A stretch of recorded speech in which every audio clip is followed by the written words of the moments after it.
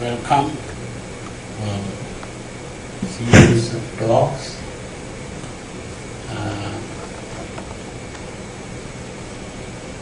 Are there any newcomers? How many of you were not present last time?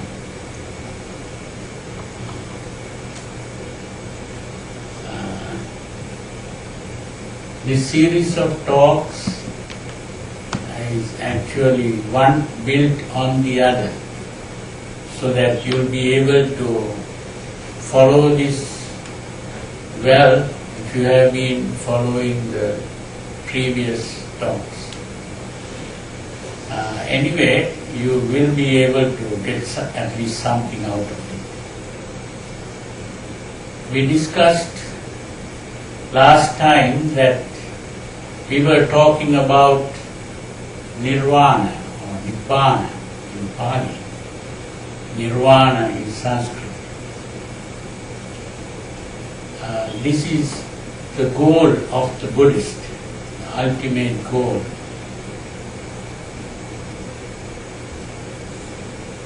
Today we are going to talk about how to attain to that state.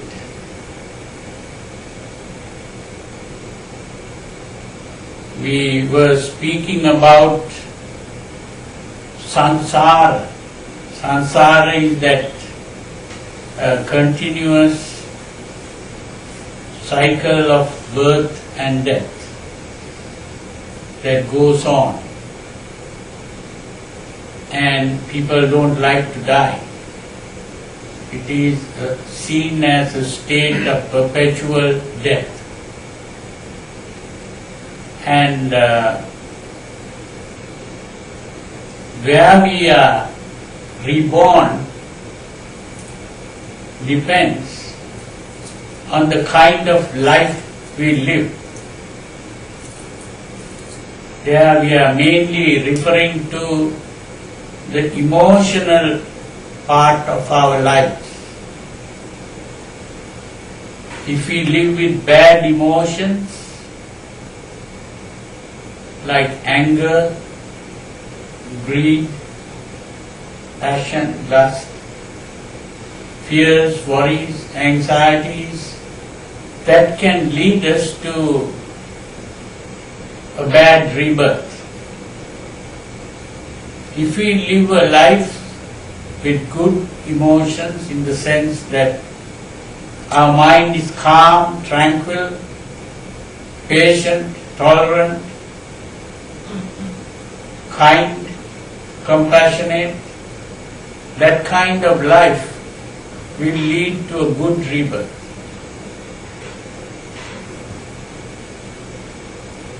That is the meaning of karma. Karma simply means the emotional state. So it's that emotional state that is important. It's the mood, the temper.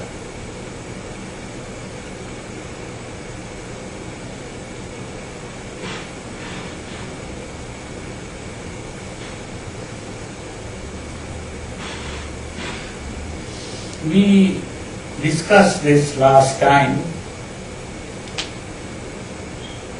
but we also said that our mood and temper depends on our views about life, our philosophy of life, how we think about life.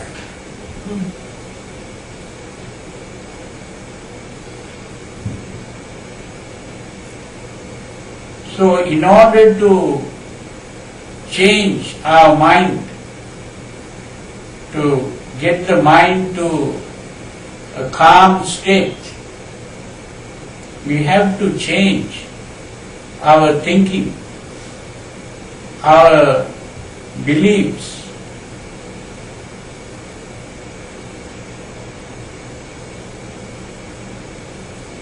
If our beliefs are all self-centered, We become very emotional. Our belief should be unselfish, selfless. We should be thinking not in terms of I. We should be thinking in terms of we. We are. That means all.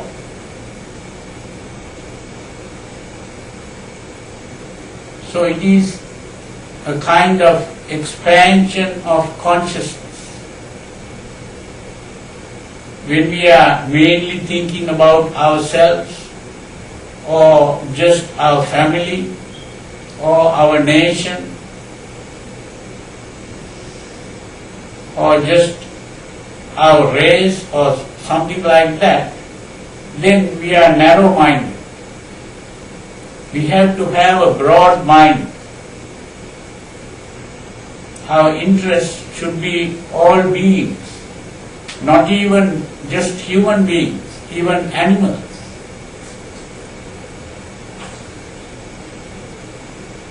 All beings, even plant life. So if we begin to have a broad view about life, then it is possible gradually to get rid of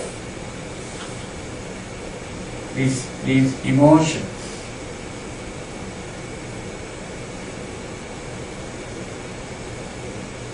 The way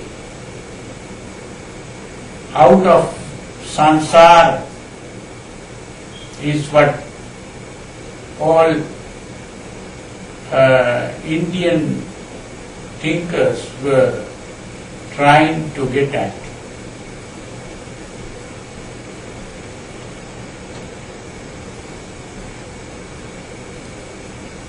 So the point is not merely that we are living more than one life, it is also an awareness that this continuity of life is not a good thing.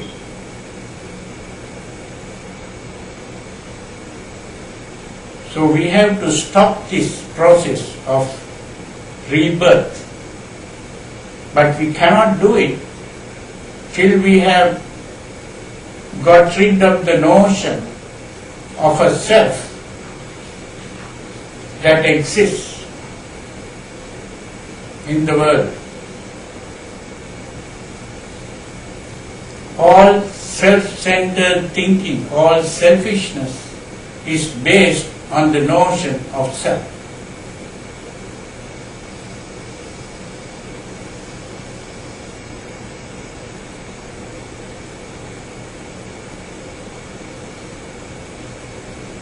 So it's only by realizing that the self or the existence of the self is a delusion.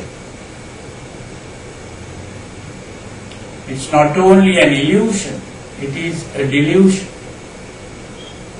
An illusion is a perceptual fallacy, like a mirage.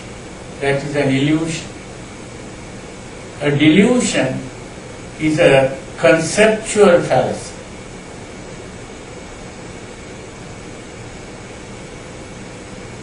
So it is only when we have been able to free ourselves of this delusion that we can be free from all this birth, old age, disease and death.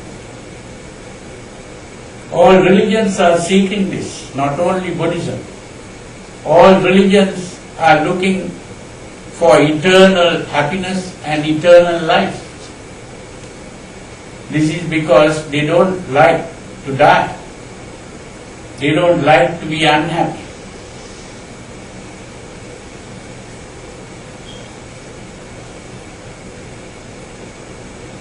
But what the Buddha pointed out was that if we go after eternal life, we can't be free of this. Because eternal life is an illusion. The reality is that everything is impermanent.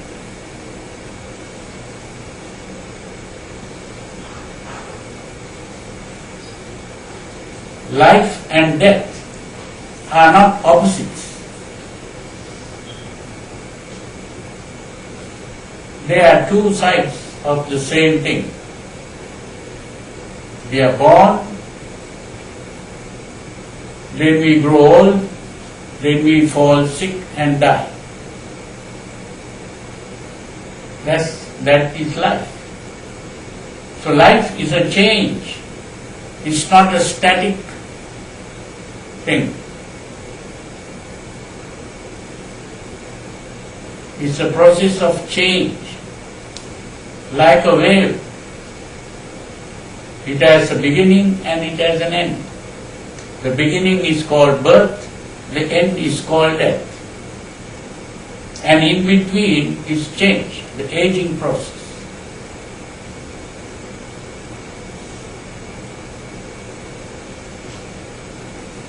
So death is a part of life. It's not the opposite of life.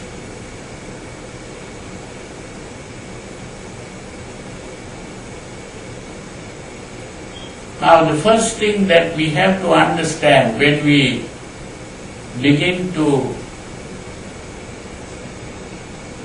talk about the way out of samsara is our view about life. It's in Pali called Samma Ditti, and that is, I translate as the harmonious perspective.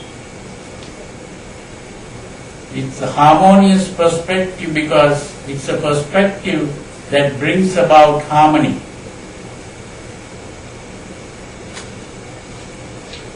Harmony is the opposite of conflict. And the conflict is that our emotions are in conflict with our reason. When we talk about the mind, there are two parts of the mind. What we normally call the head and the heart. The head refers to the thinking part, the reasoning part, and the heart refers to the emotional part.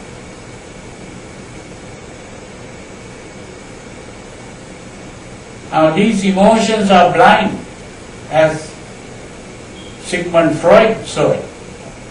Emotions are blind and they are also self-centered, always trying to survive and satisfy oneself. The emotions are all self-centered.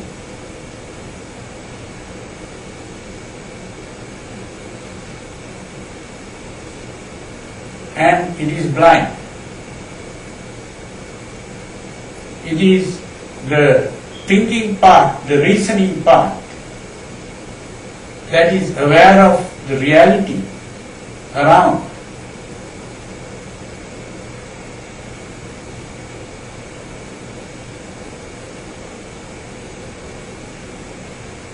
The reality is impermanence.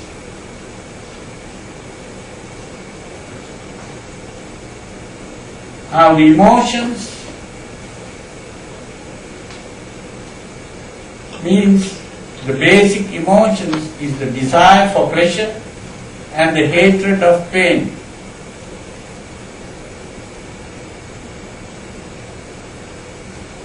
So if we desire pleasure and hate pain,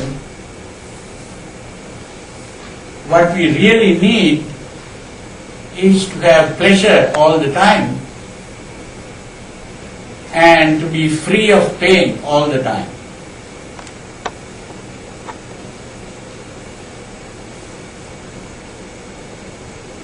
That means eternal pleasure.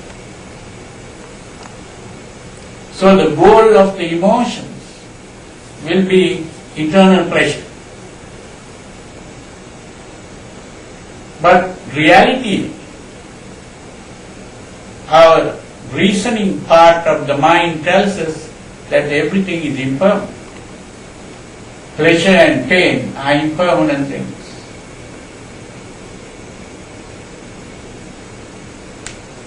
But our emotions want permanent pleasure.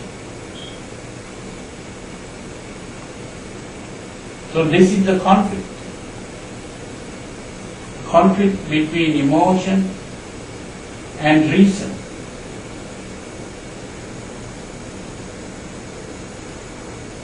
This Freud also saw. The emotional part he called id. The reasoning part he called the ego.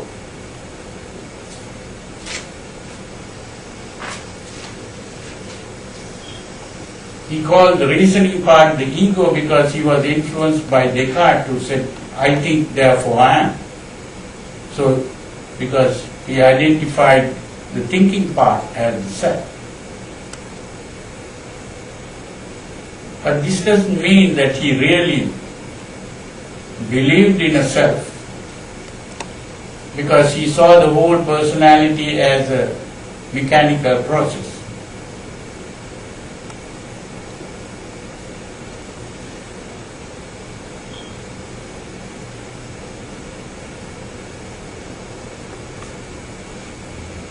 So he saw part of it. But the important thing is, how can we resolve this conflict?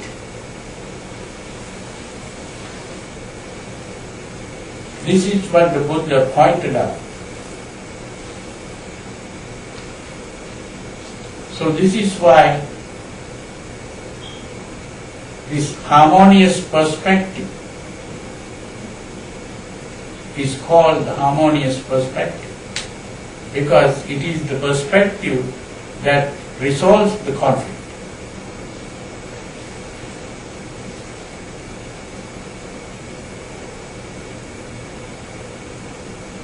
Which is really to understand the problem and its solution.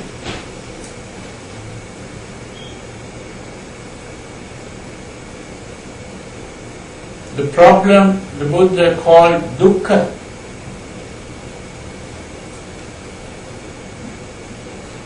Usually translated as suffering. It is a suffering because this conflict between the emotion and reason is causing a lot of suffering. If you read the psychology of Freud or the psychology of all other psychotherapies, and you'll see that they are all trying to solve this problem. All neurosis, psychosis, all the mental sicknesses, worries, anxieties, all that comes from this problem.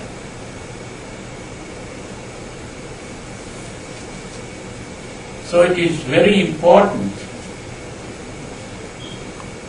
to understand this problem properly and to understand how it could be solved.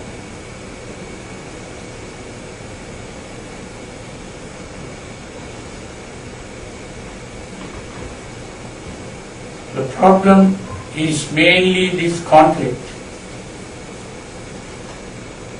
This is why, if you have read about the Four Noble Truths that the Buddha spoke of,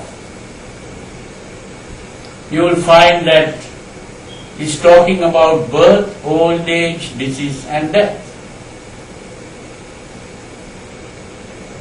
Birth, old age, disease and death is the nature of life.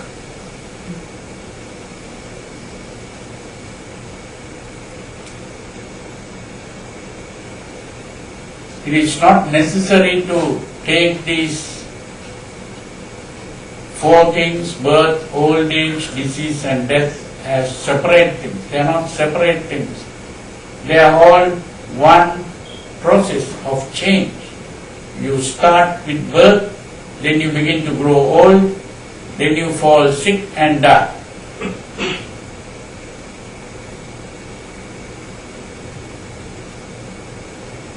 In other words, life is impermanent. It's a process of change. You part from the pleasant and meet the unpleasant. The pleasant thing is to be young, youthful. The unpleasant thing is to start growing old.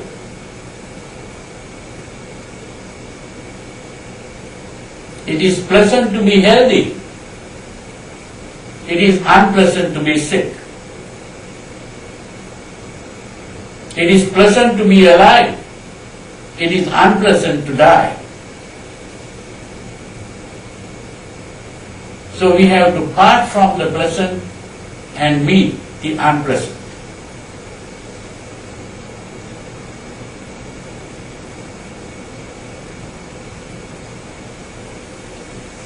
And then he speaks about the inability to satisfy our desire.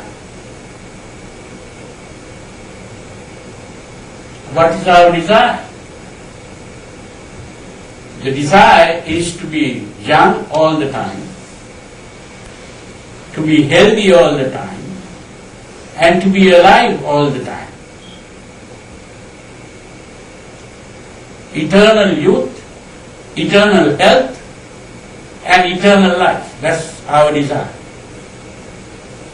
But that desire cannot be satisfied. So, that is the suffering.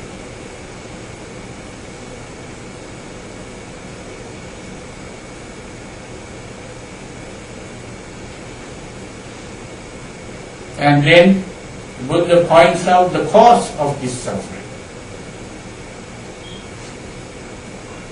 The cause is our emotion, usually translated as craving.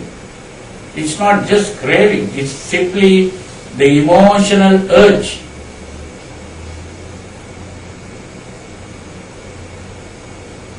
Which is blind. This emotional urge, which is not aware of reality, is this desire for pleasure, which is permanent pleasure, and the desire for existence, which is the desire to be alive all the time.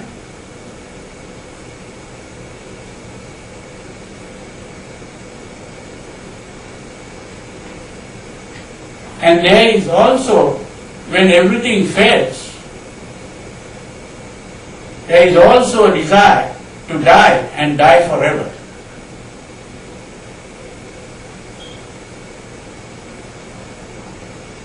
That's also a desire.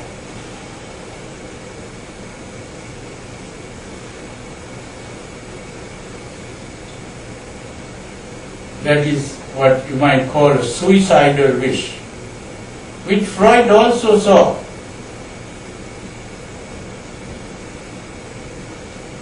He called it the death wish.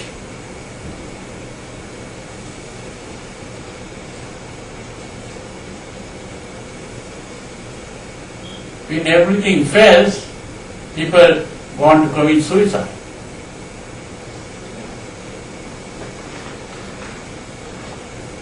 So all these desires are really creating unhappiness.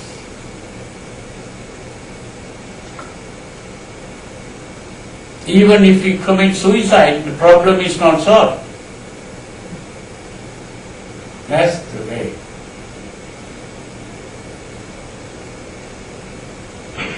The problem can be solved only by getting rid of this blind emotion. This is what the Buddha pointed out.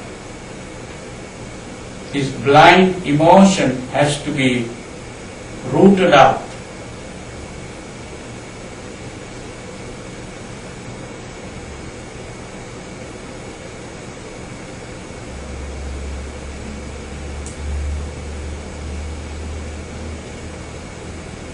This is where Freud made the mistake.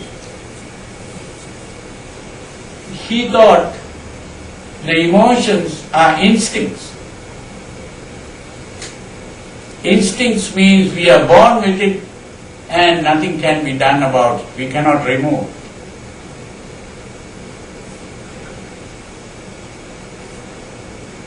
He thought we can never remove these emotions.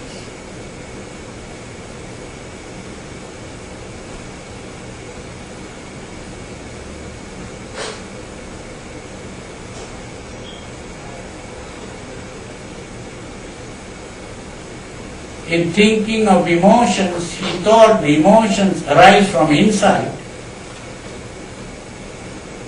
and it goes out. It is expressed in the form of behavior, actions. That's how we saw it.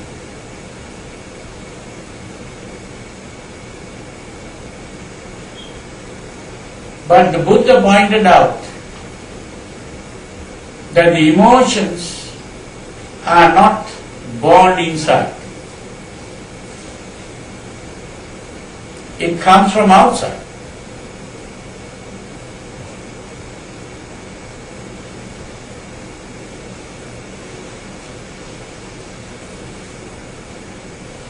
It comes from outside and goes in.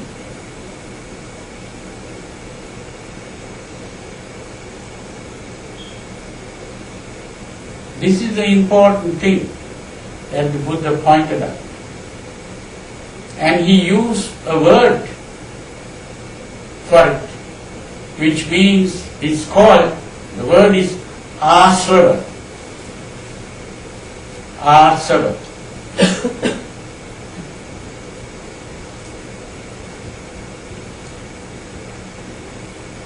The root is sru, srav. Srava means flow, to flow. Asrava is to flow in. So some translate this as the influx, or some have translated it as cankers. They have not got the meaning properly. I translate this as influence, because the word influence means flowing in.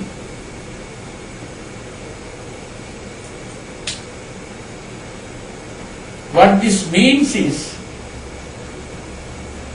all desires begin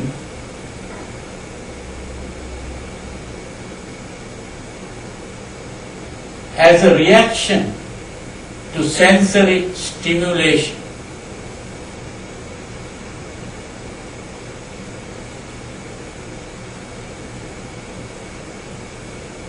When we see something, that is a reaction to sensory stimulation. Light falls on the eye, and the eye is stimulated. You know, the modern scientific or biological theory, the modern way of seeing this is that we have a thing called a retina behind the eyeball, and there are nerve endings there coming from the optic nerve. And when we say light comes into the eye, that means light is an electromagnetic wave with a certain frequency, and there are 7 frequencies that are able to stimulate the eye, and each frequency produces the vision of a color. So we have 7 colors: violet, indigo, blue, green, yellow, orange, red, which we call the rainbow colors.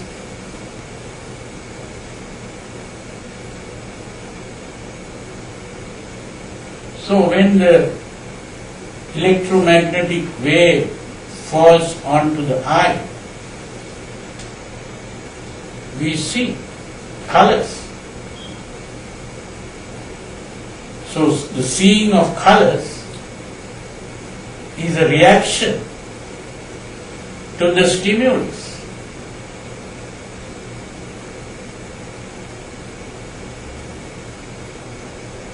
And then there is the process of perception, which is we make use of the colors to form objects. So when we see objects, we are not really seeing an object, it's only an image that we see, like a photograph.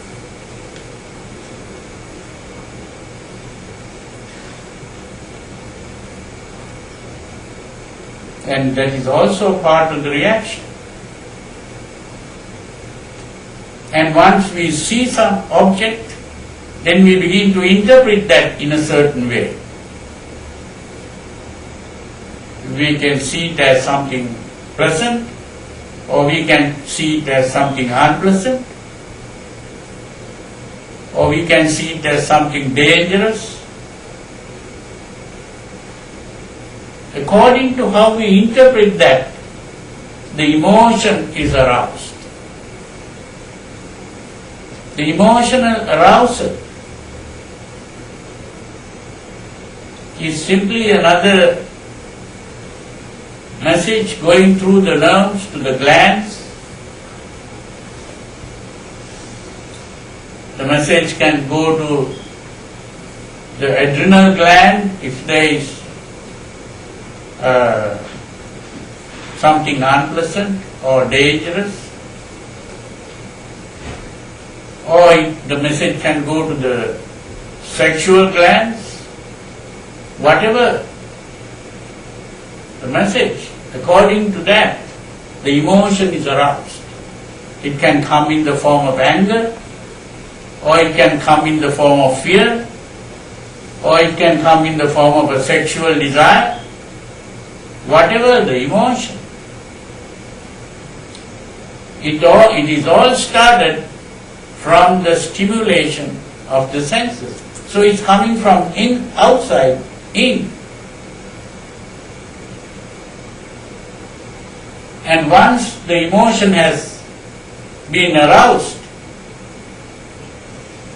the body changes, the blood changes. When these hormones go to various parts of the body, those various parts of the body begin to either become overactive or underactive. Some parts become overactive, some parts become underactive. The body begins to get ready to act. All the big muscles become tensed. And this tension produces discomfort. And then we want to get rid of this discomfort by releasing the tension in action. The action can be to obtain what we desire, or to get rid of what we hate, or to run away from what we fear.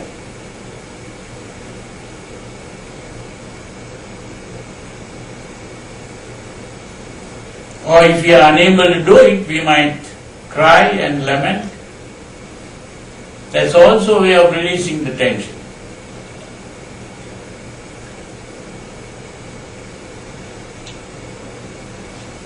So all our behavior is simply a release of tension.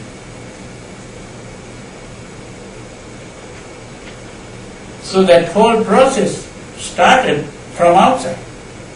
and came inside. And then it was expressed in action.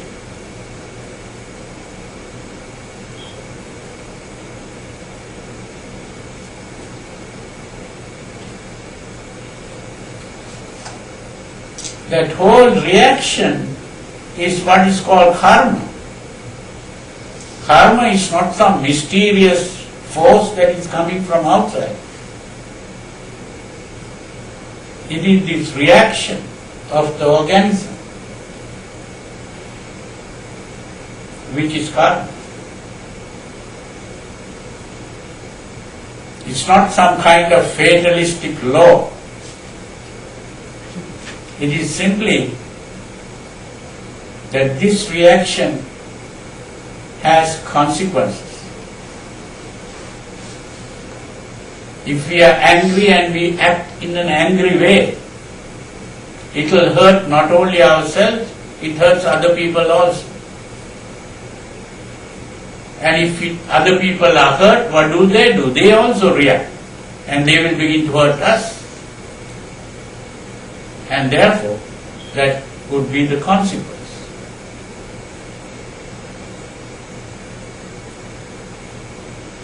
All our selfish behavior can have bad consequences.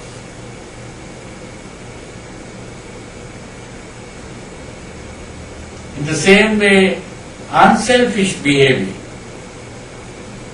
can have good consequences. That's the meaning of karma. But this goes on to the next life also.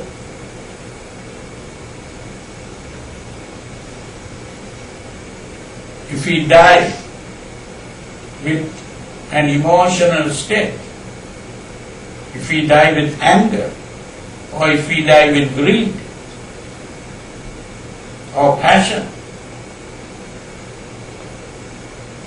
that will go out in the form of electromagnetic waves again. And that is how it will cause a rebirth.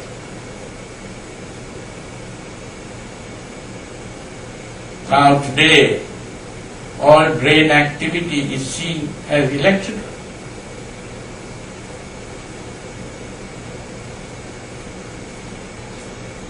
It can be recorded.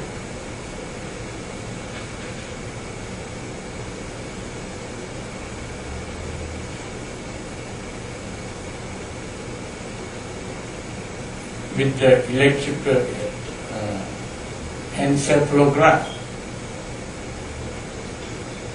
what is called EEG.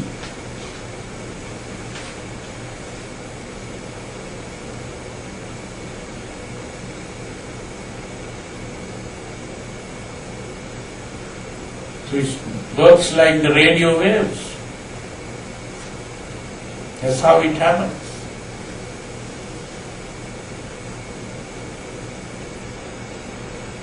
That's how this karma can affect the next life also. Even where we are born.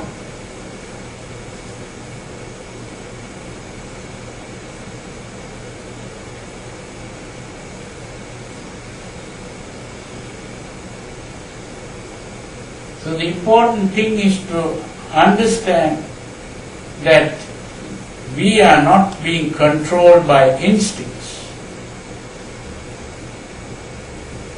We are being controlled by influences.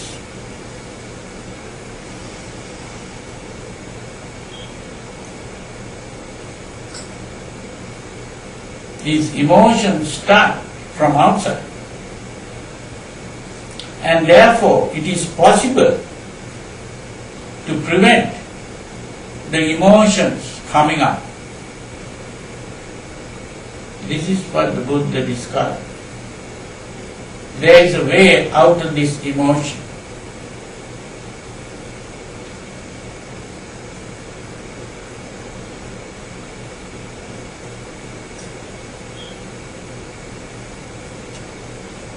The way out of the emotion is, it begins with guarding the senses. we have to learn to guard the senses, because it begins at the senses. This is what is called Indriya Samvara. Indriya means the senses, Samvara means guarding the senses. Guarding the senses. That means when we look at an object,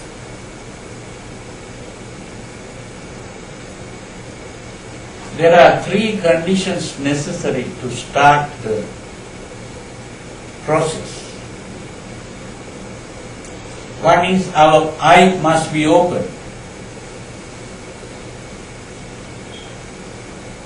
The second is there must be something to be seen from outside.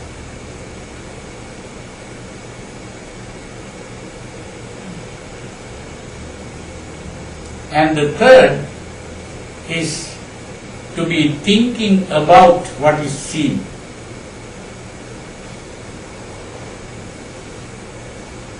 We cannot avoid opening the eyes. We cannot avoid seeing objects. But this third one is something that we can avoid, which is thinking about the object.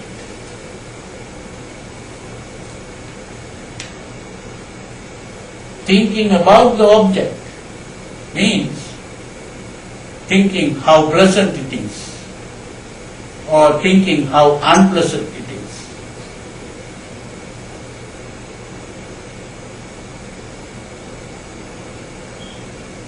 If we think it is very pleasant, a desire arises.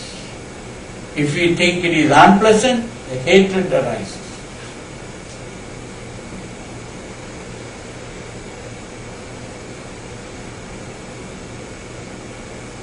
So, if we can, when we see an object, if we stop thinking about it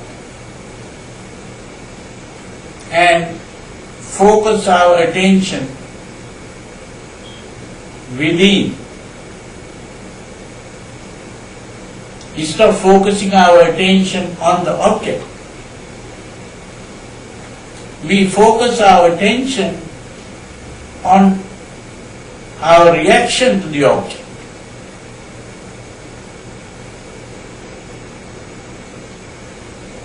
If we focus our attention on the reaction to the object, that reaction stops. Because for the reaction to occur, we have to be thinking about the object.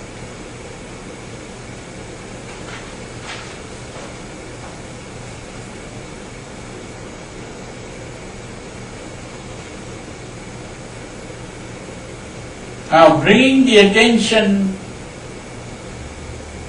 inwards instead of outwards is what is called sati. What is usually translated as mindfulness. I don't call it mindfulness. It is not mindfulness. It is, I call it introversion of attention. The attention is introverted, not looking at the object, but looking at the reaction to the object.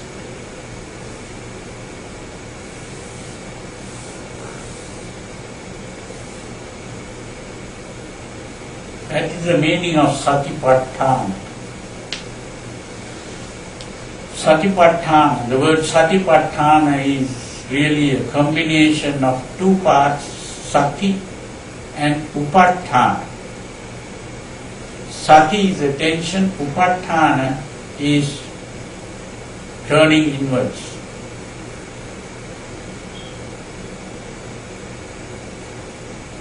focusing the attention inwards.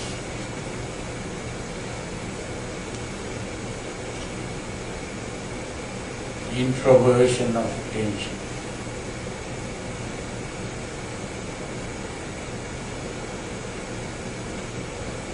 And once we have been able to do that, the next step is to examine the reaction, to become aware of the reaction fully.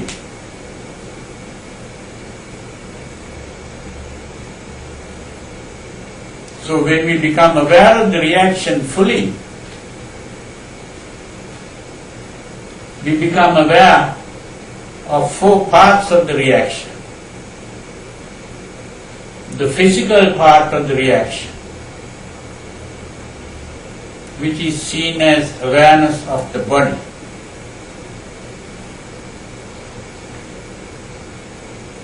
Which is called Kaya Anupassana, awareness of the body. Then you focus on the sensation, which is pleasant or unpleasant,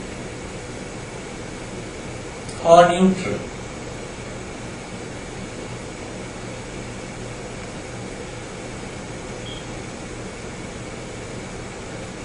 It's called Vedana Anupassana, which is becoming aware of the reaction in the form of a sensation, which can be just the awareness of tension in the body, which is felt as a discomfort.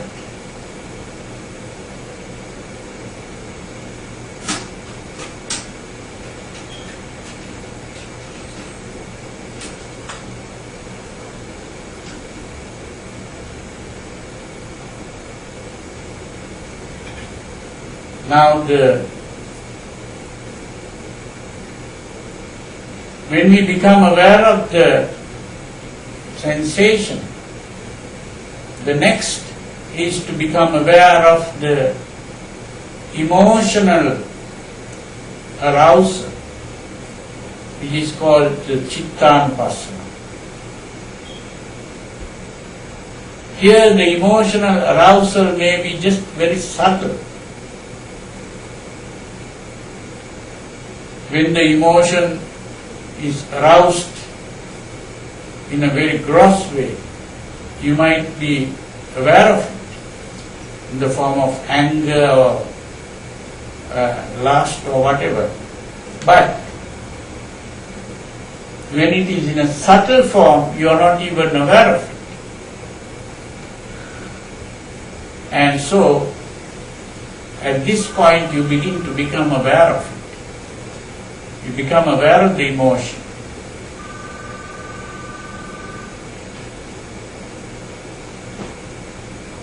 Then the next is to become aware of the concept, the thinking part, which produce the emotional excitement. You form the concept. You become aware of the concept that you have formed, your interpretation of whatever you experience.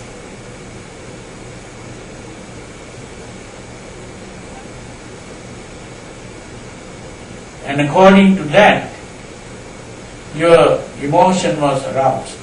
So you become aware of that. And then you begin to become aware not only of the concept, you also begin to become aware of the perceptual process.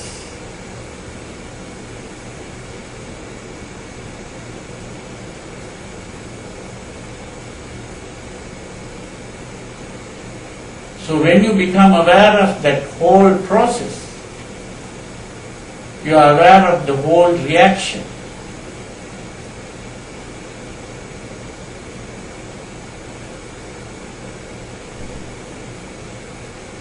So, to the extent that you become aware of this reaction,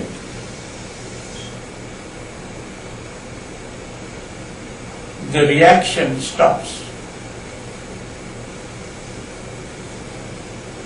That is how the reaction is stopped. And when the reaction is stopped, the mind is calm and tranquil.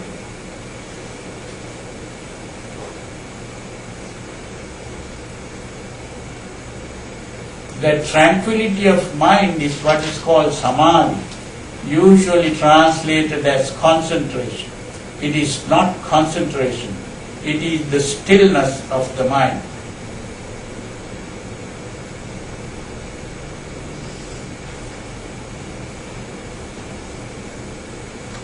It is incorrect to translate that as concentration. There is no concentration here. It is the stillness of the mind.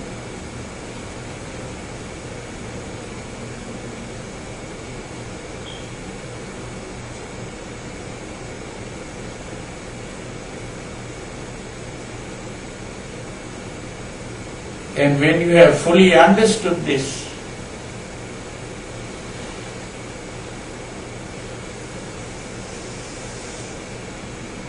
that stillness can never be disturbed. That state where the stillness can never be disturbed is what is called nirvana or nibbana. Nir means non, vana means movement. Non-movement is the stillness. I call it the imperturbability of mind.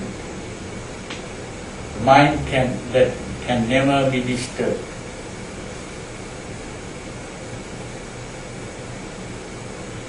So when that happens, you have understood Dhamma. That's the meaning of the Four Noble Truths. It's only when you have understood it fully that you have the harmonious perspective. So the ultimate goal of life becomes the tranquility or stillness of mind.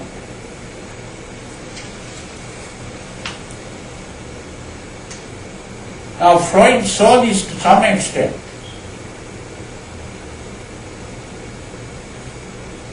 When he spoke of what he called the structural view.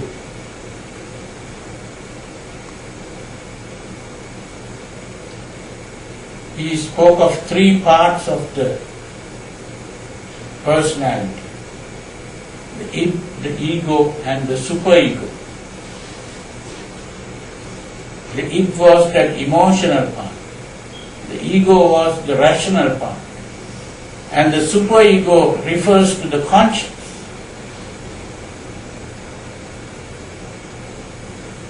And the conscience is simply built in childhood by the parents or whoever is looking after the child, giving the child an idea of what is good and bad, right and wrong.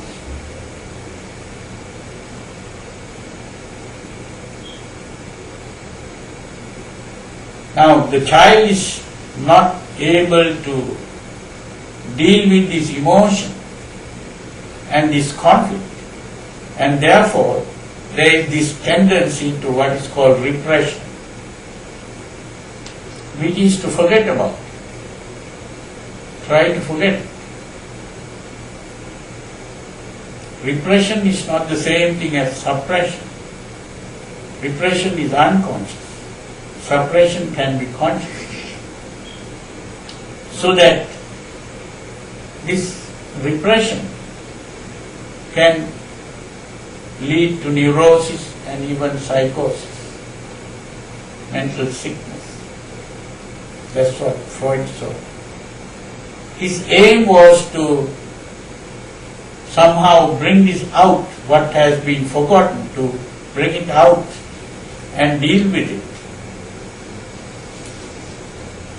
And he thought that the best way to deal with it is what he calls sublimation.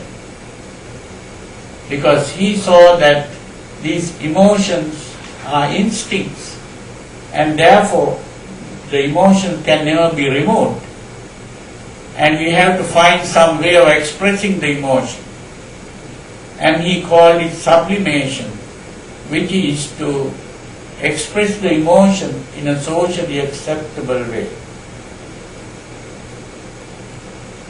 To deal with it in a good way.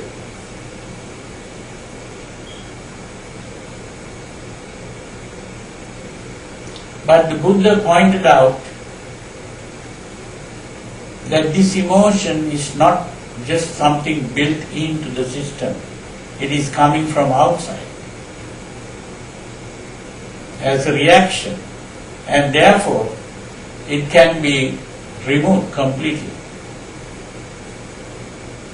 And the mind can be made calm and tranquil. The body can be relaxed. So instead of releasing tension in action, which is an unconscious process, when we release the tension in action, we are not conscious of the tension. We only want to get revenge on a person or to run away from a situation. We are not thinking of tension and release of tension. But the moment we become aware of the tension, we become aware of the excitement, and when we become aware of this, we can learn to consciously relax the tension instead of unconsciously releasing the tension. That's what Buddha saw. The conscious relaxation of tension, what today they talk about in stress management, relaxation techniques. Learning to relax by becoming aware of tensions. So people are now gradually beginning to understand that it is possible to become aware of tensions and learn to relax the tension.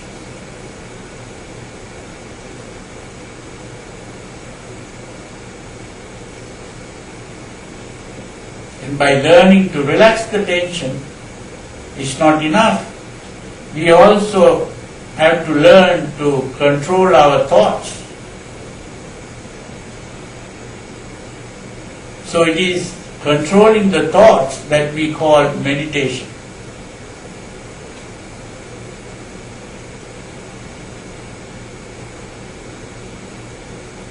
We have to learn to eliminate the emotional thoughts and cultivate calming thoughts. That's what I call selective thinking. We have to select the thoughts we think. That is how we begin to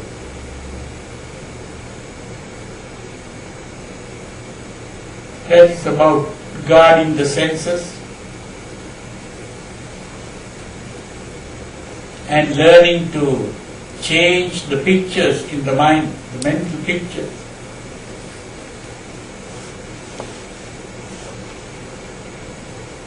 Because all emotions come with mental pictures.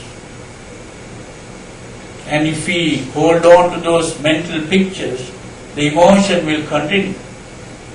So if we want to get rid of an emotion, we have to get rid of the mental picture.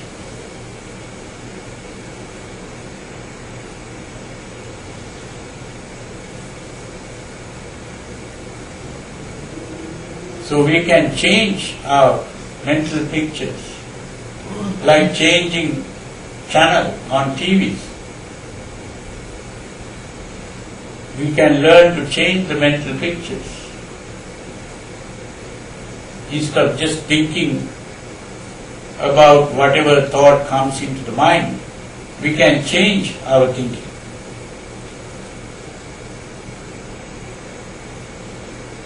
So learning to do that is what we call meditation. But most people, what they call meditation is concentrating. I think that's the wrong kind of meditation. Meditation is not concentration. Meditation is learning to relax the body and calm the mind.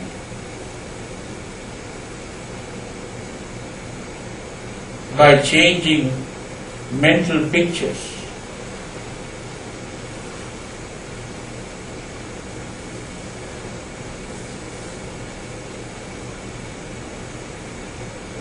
That's the important thing. That's why thinking of the picture of the Buddha is a good meditation. If we learn to hold the picture of the Buddha in the mind,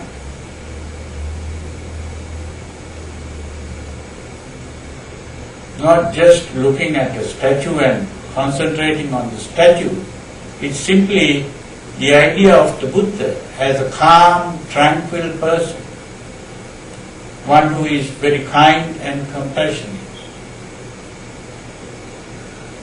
We have to picture the Buddha in that way. Now Christians do a similar thing when they meditate on Christ, I suppose. They talk about thinking of the heart of Christ. That's also good meditation. The important thing is not whether it is Christ or Buddha. The important thing is whether you are picturing a person who is kind, compassionate, calm, tranquil, or whether you are picturing a person who is agitated,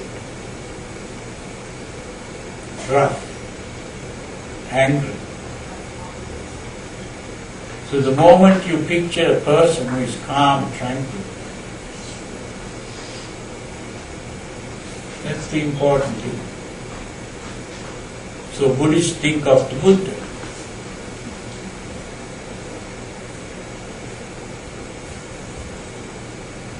So when we talk about the Noble Eightfold Path, which I translate as the supernormal Eightfold Way, I don't call it noble.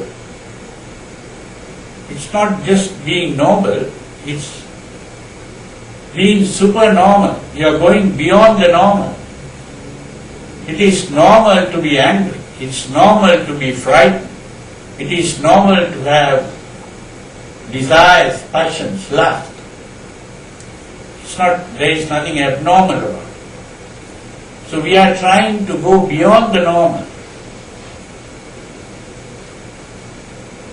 And it is this happiness that we are talking about is a supernormal state. And because it is supernormal, some people call it divine. So the idea of divinity is actually the idea of supernormality.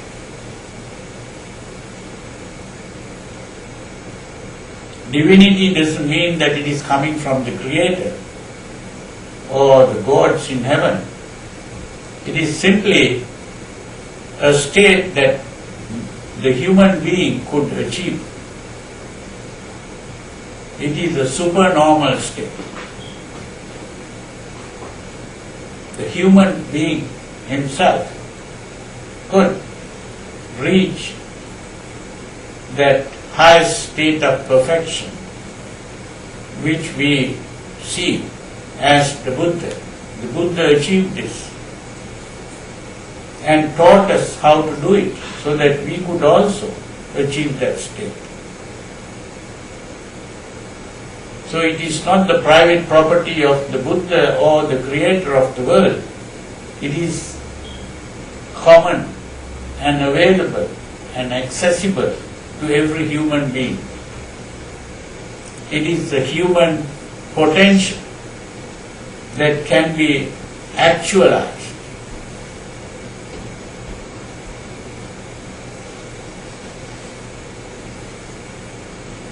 So we start with this harmonious perspective in understanding the problem and its solution, and then the second step is what is called the goal orientation. That means we change our direction in life. Our normal direction in life is mainly based on our emotions.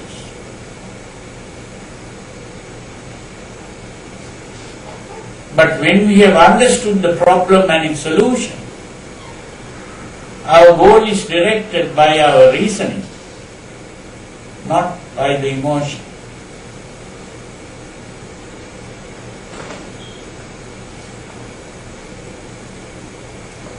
Because even the emotion is actually trying to arrive at tranquility of mind.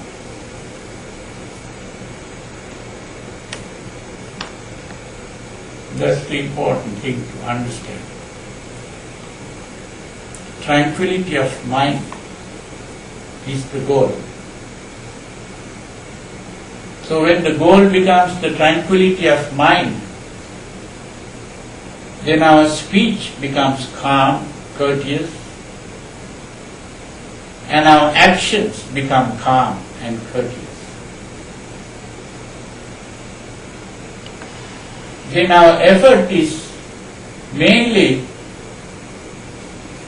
to calm the mind instead of trying to satisfy our desires.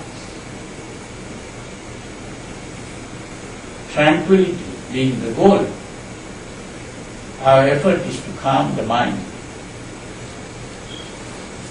And that leads to the introversion of attention. Our focus is mainly the mind. So we are always thinking, what am I thinking? What am I speaking? What am I doing? Always inwards. And we become aware of the body. We become aware of the sensations in the body. We become aware of the emotions. We become aware of the thoughts that we think. And as we do that, our mind becomes more and more calm and tranquil. And that's the meaning of samadhi. And when our mind is calm and tranquil, we begin to understand the whole story fully. And that becomes the enlightenment and the awakening process. Awakening from the dream of existence. The idea of self completely disappears. Because when the mind is fully calm and tranquil, the idea of self disappears because you stop becoming aware of a self. When the mind is fully tranquil, you don't feel that there is a self. All the self that you begin to experience is mainly dependent on the tensions in the body. When the body is relaxed fully, you don't feel the self. And when you begin to understand that there is no self, when you think in terms of the impermanence of everything and how the unhappiness comes due to clinging to impermanent things, and when we begin to understand that we do not really own or possess anything in the world, even our own bodies we don't possess. Even the body is not mine or myself. So our feelings, thoughts, also not mine, myself. When we begin to see that idea of self completely disappears. When this idea of self disappears, we become free of all unhappiness. And the mind cannot be disturbed anymore. That is the meaning of Nibbana or Nirvana.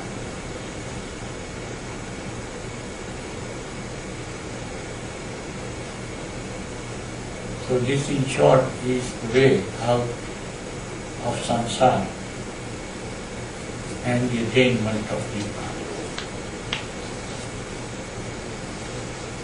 So now you could ask questions if you want, and we can discuss further anything that you want.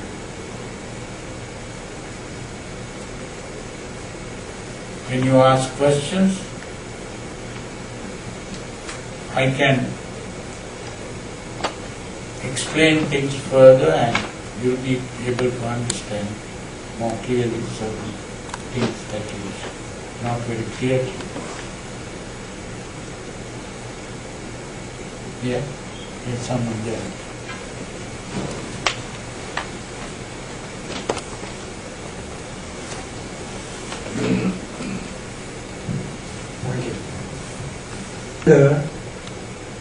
By awareing of hunger. If a man is hungry and if he awares of his hunger, in fact he cannot aware when he's hungry, he doesn't know that he's hungry, he knows it only after the thing has passed. So is it possible to start hunger by just awareing of his hunger? Are you talking about anger? Yes, sir. You are asking whether it is possible to stop anger by becoming aware of anger. Yes, sir. Okay. Sit, I will explain.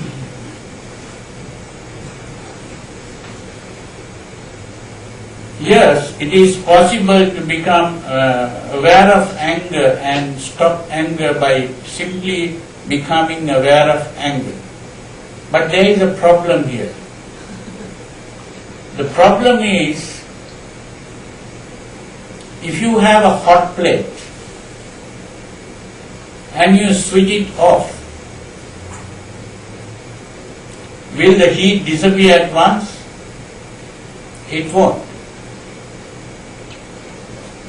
It takes time for the heat to disappear. In a similar way, when there is anger, it's not only just a thought. Anger is a complete physical change taken place, where a hormone called adrenaline has got into the blood, and this has gone to various parts of the body, and various parts of the body has stopped. Some parts have become overactive, some parts of the body has become underactive, and a big change has taken place in the body.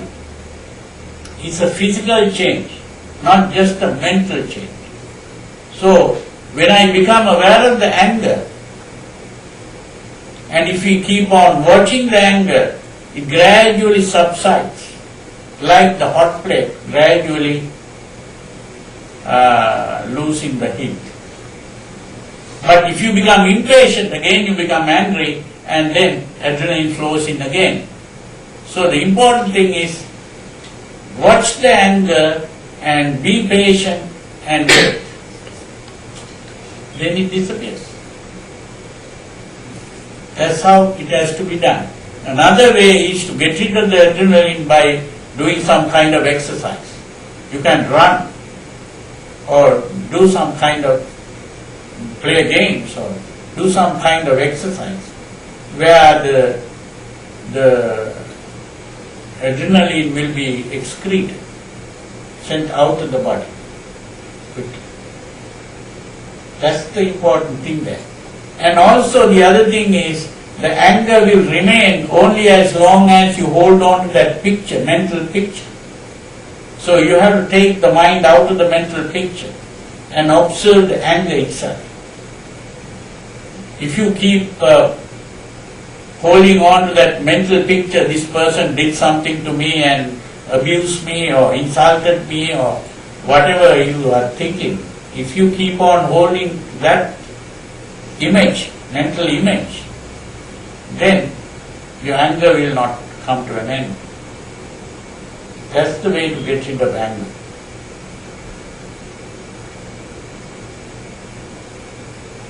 Did you understand? Yes, sir. I have one more question. Yeah. What is the main purpose of meditation? What's that? What is the main purpose? Why do we meditate? The main purpose. Yeah. The why we meditate is to purify and calm the mind. That is the purpose of meditation.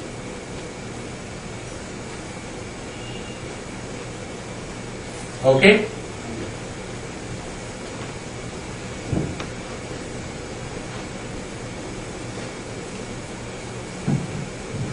You mentioned divinity. What do you mean by that? When you say we elicit divinity within us, what does that mean? I didn't hear that word properly. Divinity. What do you mean by divinity? Divinity. I see. Well, divinity is a word used in religion.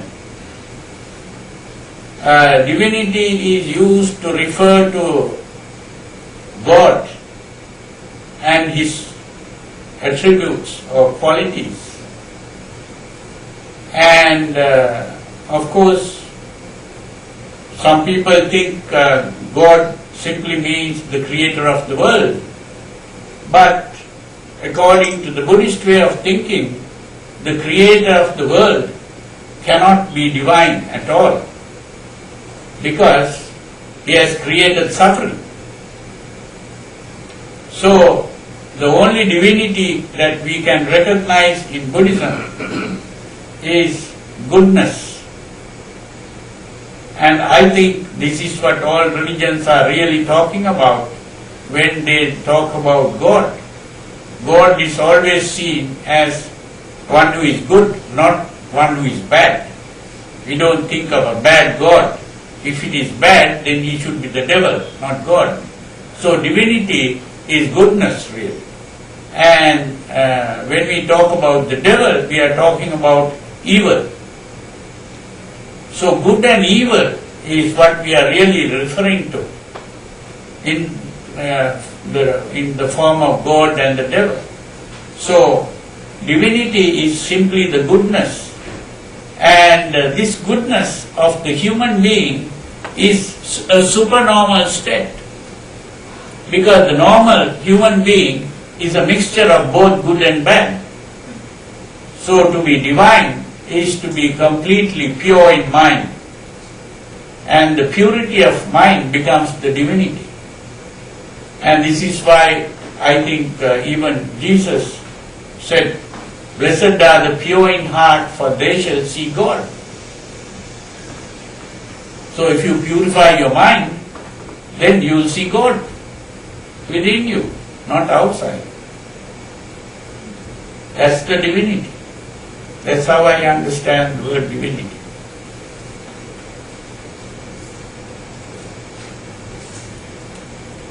Okay.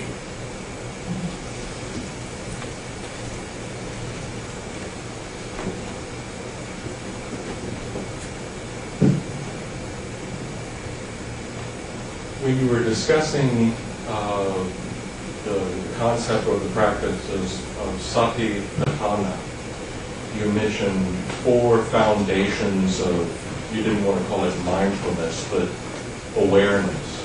Yeah. If you could explain further the practice of those 4 observances as you meditate and attempt to still the mind and achieve concentration. Well, One thing is, I am not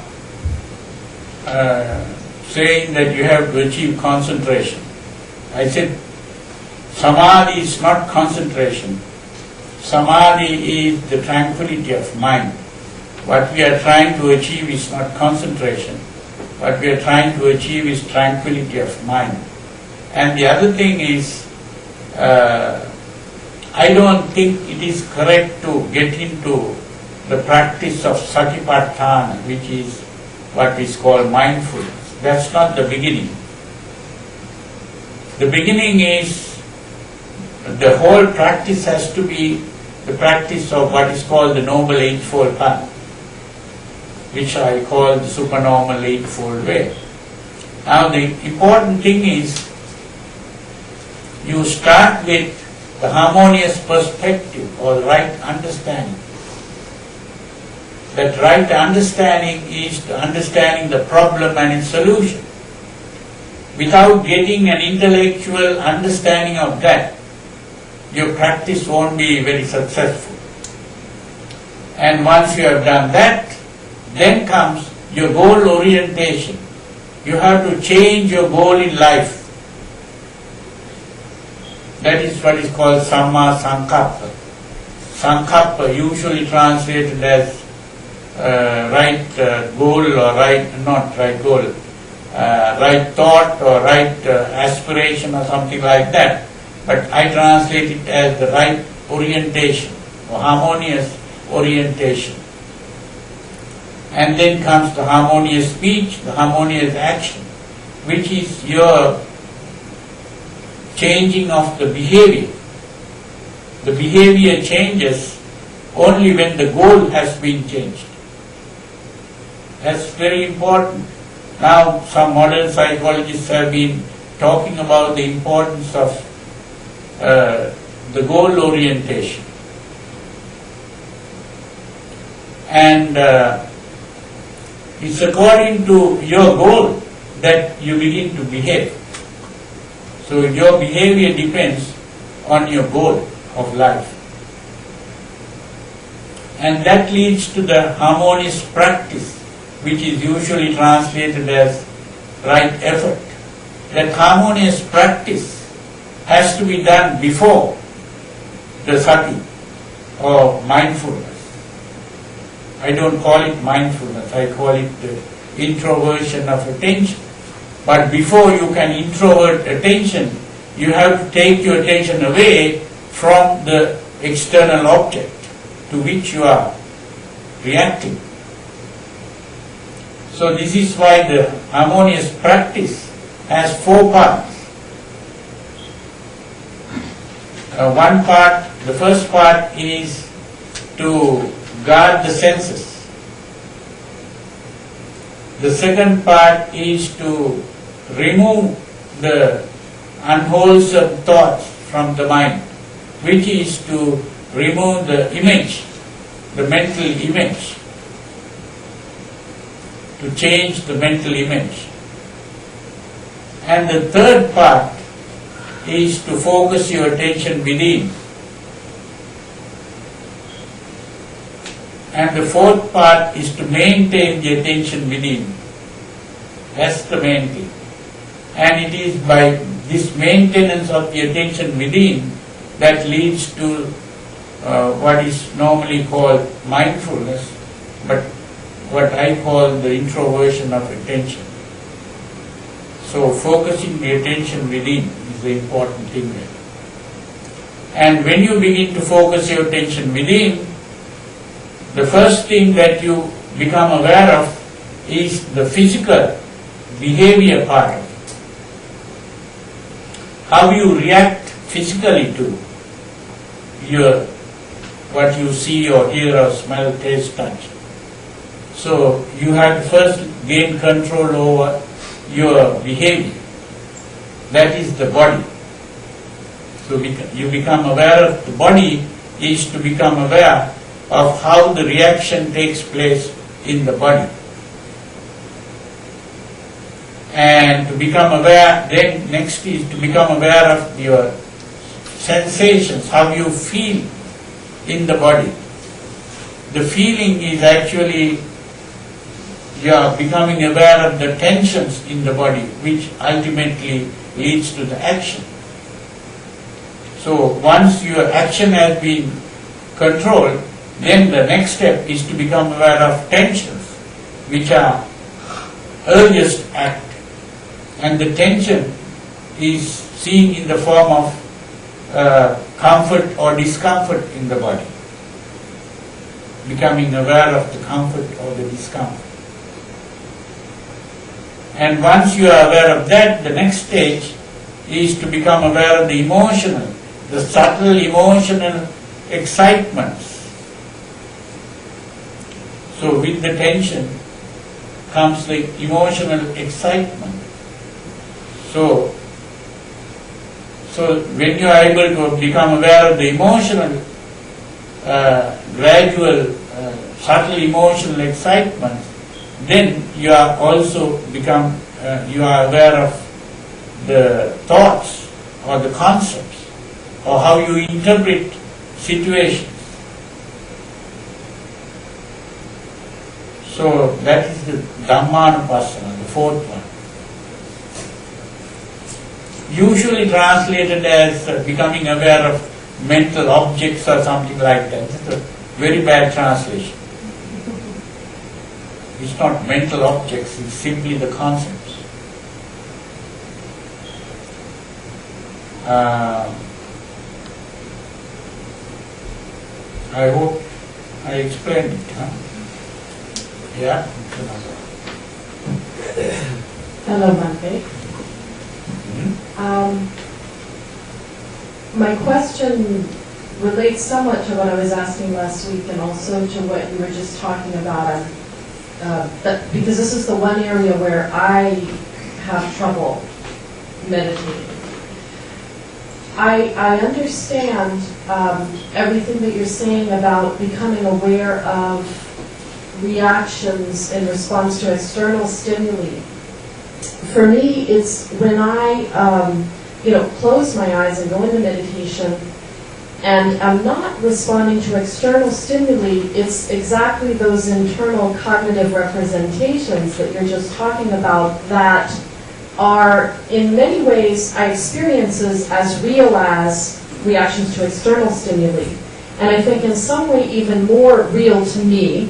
I mean, by real I mean as real as, not necessarily real, but real to me because they're based on experiences from the past and exactly cognitive representations that I carry about in the world that exist inside, quote, my mind, and which themselves are attached to not only an immediate reaction, but reactions that I've had over and over and over again going back to the past. And I think when you talk about psychotherapy, this is something which psychoanalysts, psychologists, this is exactly one of the things that they struggle with, is sort of removing these ingrained mental patterns or conceptual habits of dealing with the world, so to speak. So part of what I'm wondering is when you talk about changing the mental picture, and again, I'm not talking about things that come up in response to external stimuli, but things that sort of somewhat have taken on a life of their own within the mind. Instead of changing, when you change that mental picture, how can you be sure that you're in fact truly changing the mental picture and not just repressing the emotion once again? In other words, what's the difference between true change of the mental picture and repression of the emotion? Is that clear? Yeah. It's very clear to me. Thank you.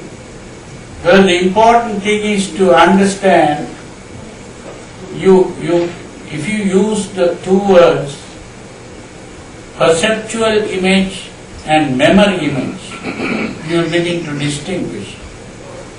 So, a perceptual image is where we begin to see or hear or smell or taste or touch, and through that experience you derive a mental image. That's a perceptual image. A memory image is what you just spoke of. When you just sit in meditation, these memories come into your mind. So, What I was talking about is change that memory image, which means you have to take your attention away from that memory image. Now, in psychoanalysis, you might think that that is wrong, but that's not wrong from this Buddhist way of thinking, because it is not repression. Repression is an unconscious process. Here you are conscious of it. So conscious eliminating the image is not repression. Repression is an unconscious process. So if you become aware of that, then it is possible to change your image. So those images are the things that begin to influence your actions and behavior. So it is that image that you have to get rid of. That is how Freud saw it also. So that the importance in psychoanalysis is also to bring those images into consciousness, where you can deal with it in a conscious way instead of in an unconscious way. So dealing with it in an unconscious way is what is called repression. So when it is conscious, it is not repression. So to change your image is a conscious process. So that is what has to be done, to throw that image out and focus on the good image, which may be just breathing, or maybe just becoming aware of the body and the tensions. They are also images. So the image of calmness, tranquility, that's the important thing there. Did you understand? Yeah, thank you. That's very helpful. And one of the things that I really like about Buddhism is its practicality, because you can immediately go use these things and try them for yourself, and they usually work. So thank you. I have a simple question. Yeah. Do you think, well, you talk about how emotions are related to neurotransmitters and hormones within the body, which science also agrees. Yeah. Do you think that when we change our levels of tranquility, we can actually change how the body physically produces these neurotransmitters, like permanently? Oh yes, that's what it means. That when the mind is calm and the body is relaxed, tranquil, all those things begin to change. Even the brain, the messages going in the brain begins to take new paths and stop going on the paths that messages have been going earlier. So this is the main thing in meditation. So when we begin to think good thoughts, the messages begin to go on different new paths, and they get well established. That's how it is.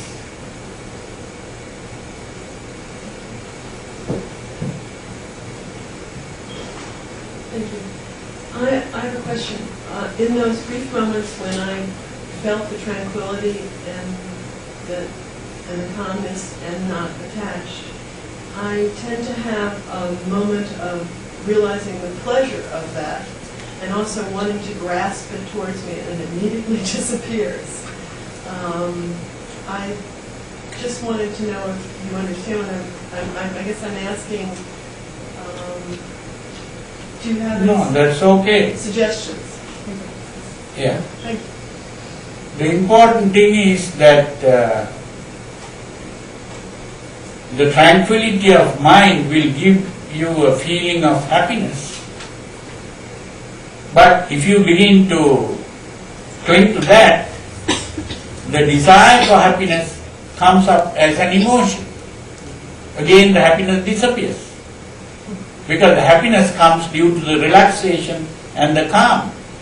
The calmness is lost when you begin to become greedy for it. So you see, that's how it happens.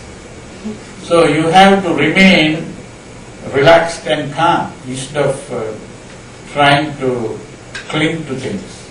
That's the important thing. Yeah. Yeah, you had...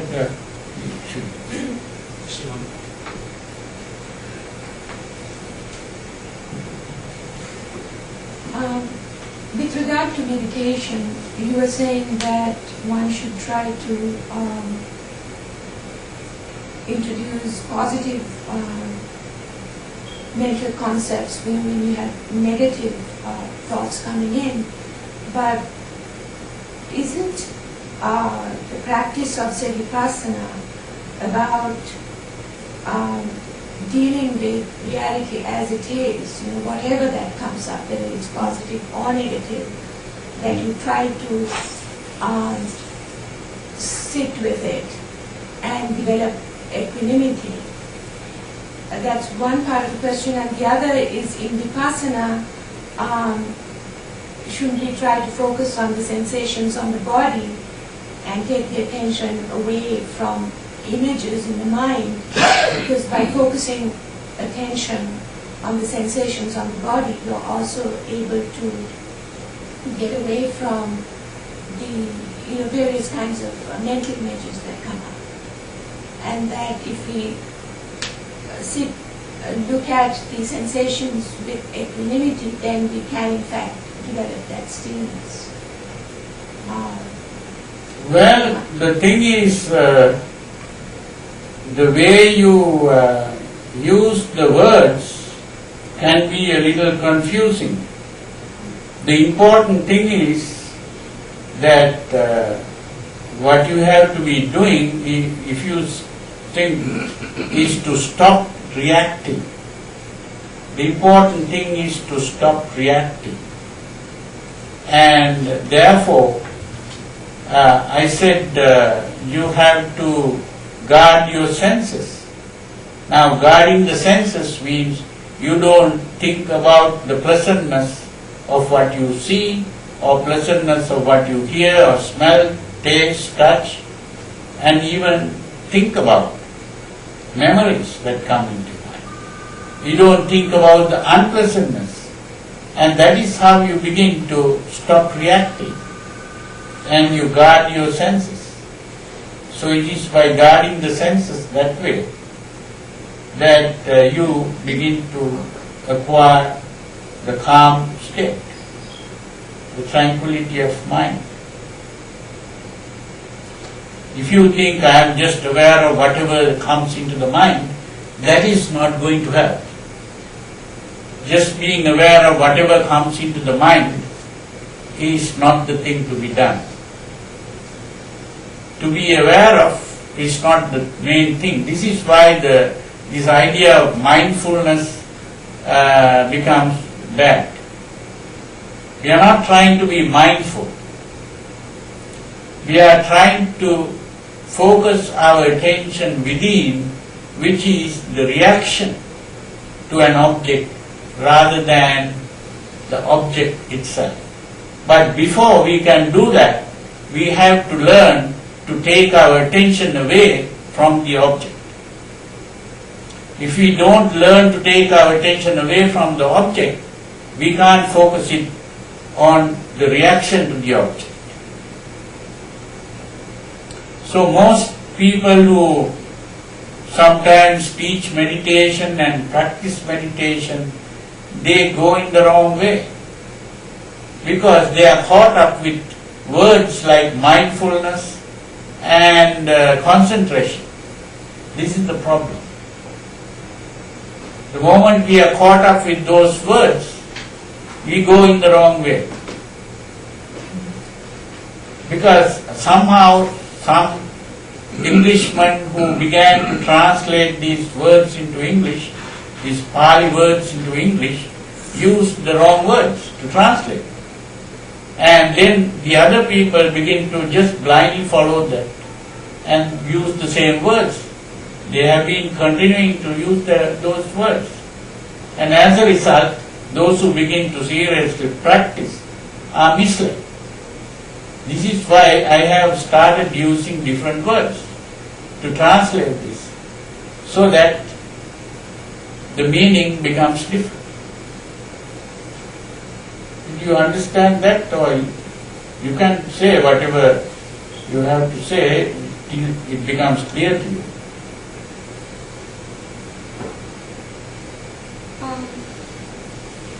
Well, because of my own training in the focus, especially in the Goenka tradition, the focus is, not on replacing mental images, but on focusing on the sensations. But, I don't want to go there. But my other question is the final objective stillness or developing compassion? What's that? Developing compassion. I mean, it's almost, it's not just stillness for itself, but it is the compassion to overcome the duality of self versus other. And so that's why, after meditation practice, it's often, the metta bhavana is often done as a way of, using that benefit of that stillness to develop that compassion towards all. And my other question is compassion itself an emotion? Isn't it an emotion? That's the problem. Well, I will explain that. You see, compassion is not an emotion. This is the important thing to understand. All emotions are self-centered. This is the main thing to understand. All emotional excitements are self-centered. So this is why it is very important to get rid of these emotions. And we cannot get rid of the emotions by fighting with them, or trying to suppress them, or by repressing them. The only way to get rid of the emotion is to learn that an emotion is an agitation of the mind, an excitement. So what we need is calmness of mind. It's only when the mind is calm and free of emotion that we can become interested in others. So the real compassion comes not by practicing compassion meditation, but by practicing calmness of mind. When the mind is calm, compassion automatically comes. The calm mind is a compassionate mind, because it is not self-centered anymore. So when it is not self-centered, then you can become interested in the welfare of another person, not for your sake, but for that person's sake. So the real compassion results from tranquility of mind. Tranquility is not something outside compassion. Compassion is not another emotion.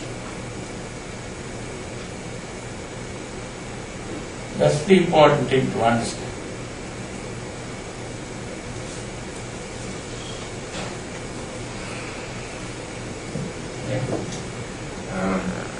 Bhante, I want to understand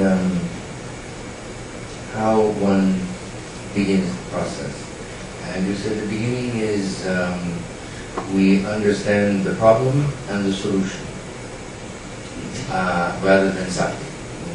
That's not the beginning, as I understand what you say. Yeah. So what is the understanding of the beginning? And my question is it an understanding of the Four Noble Truths? Is that the understanding of the problem and the solution? Yeah. Understanding the Four Noble Truths is the main thing.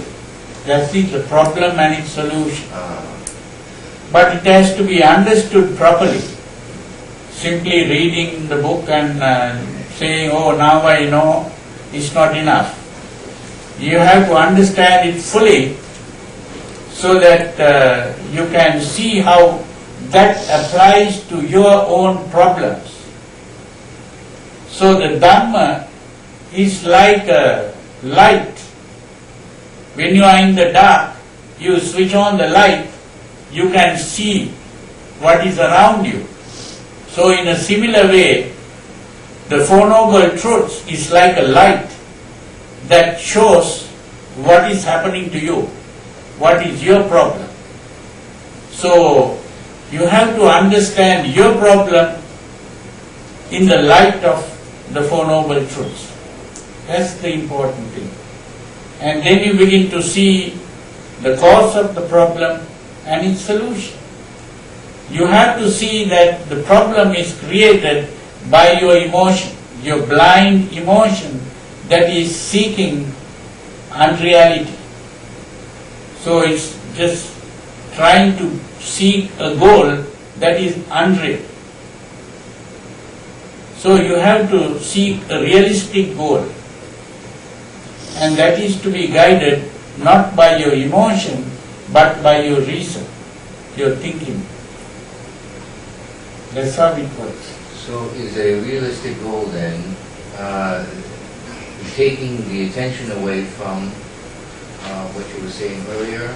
We have to take our attention away from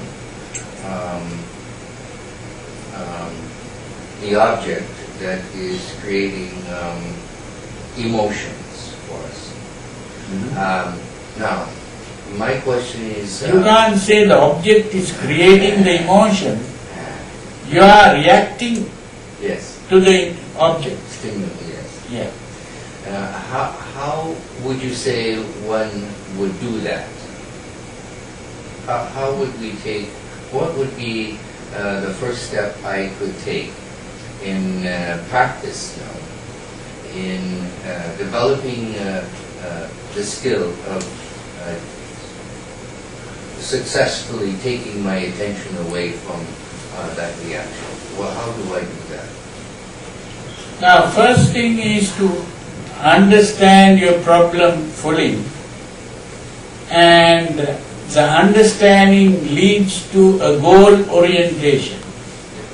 And the goal orientation is calmness, tranquility of mind, which is the same thing as stopping the reaction to the stimulus. So you have to think of yourself as an organism in an environment, and the environment is stimulating the organism, and the organism is reacting. Don't think in terms of a self here.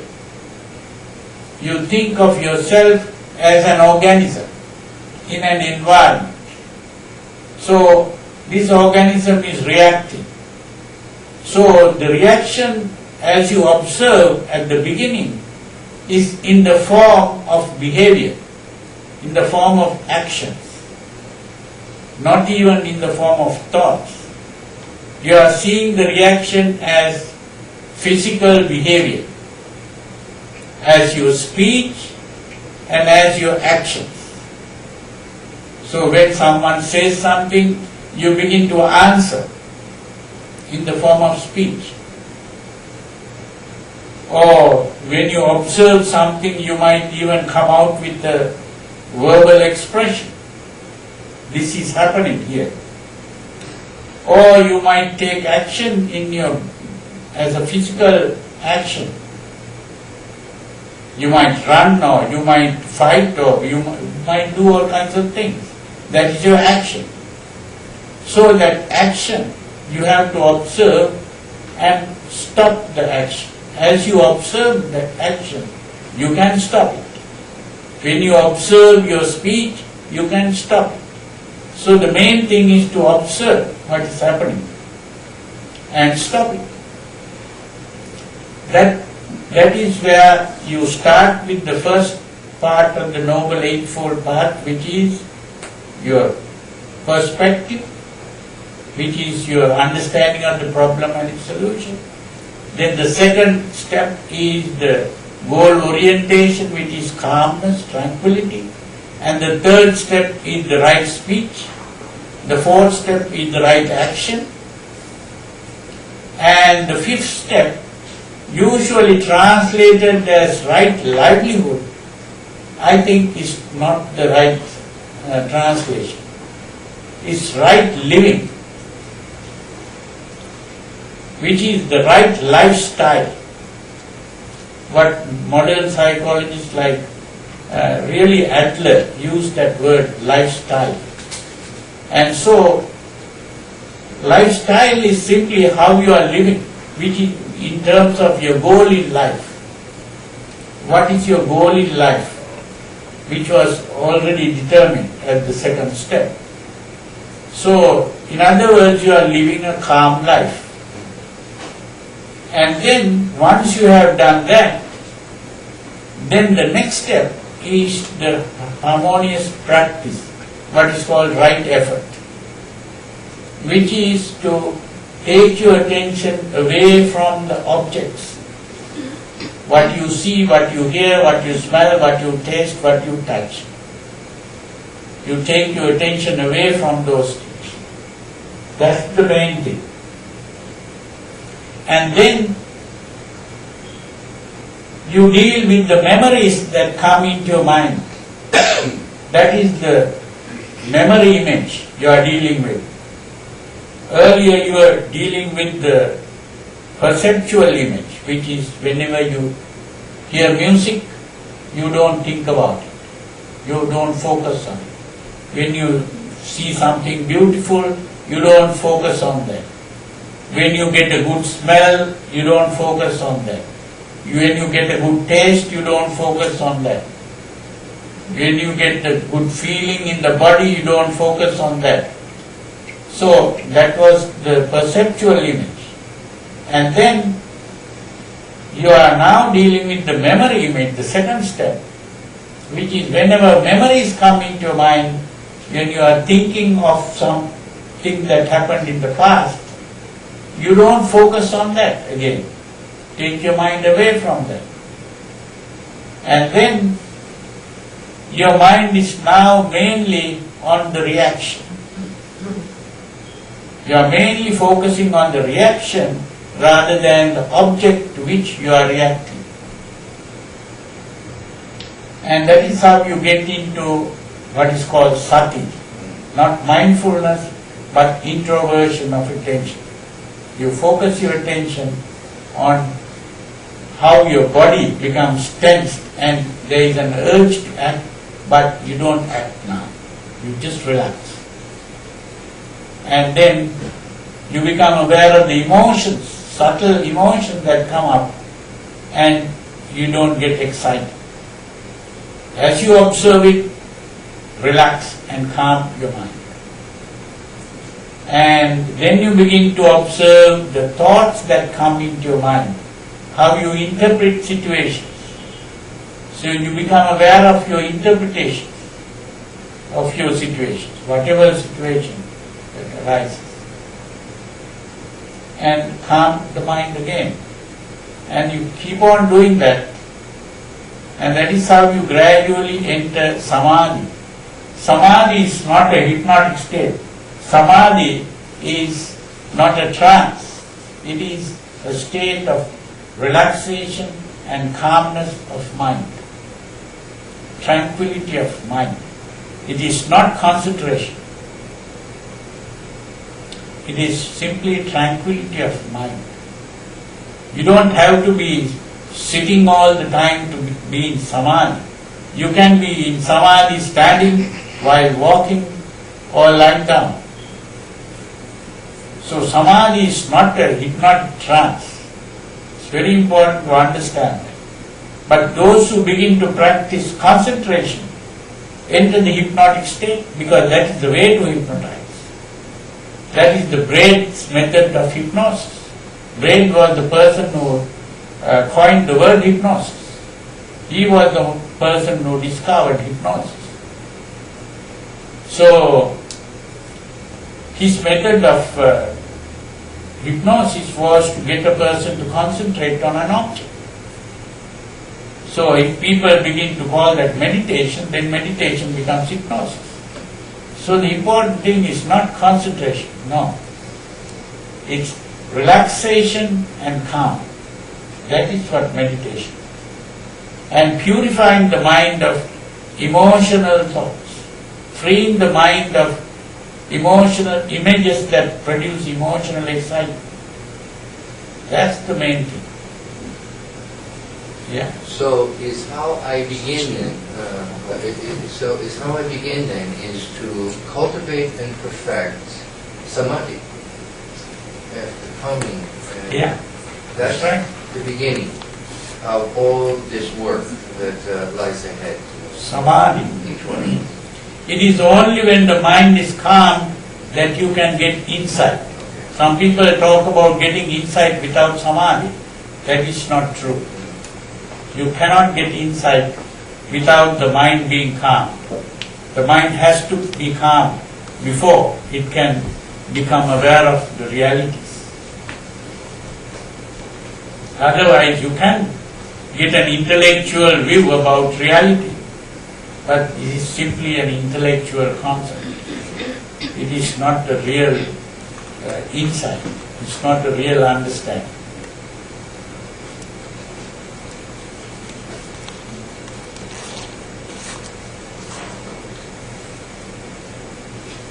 Any other thoughts?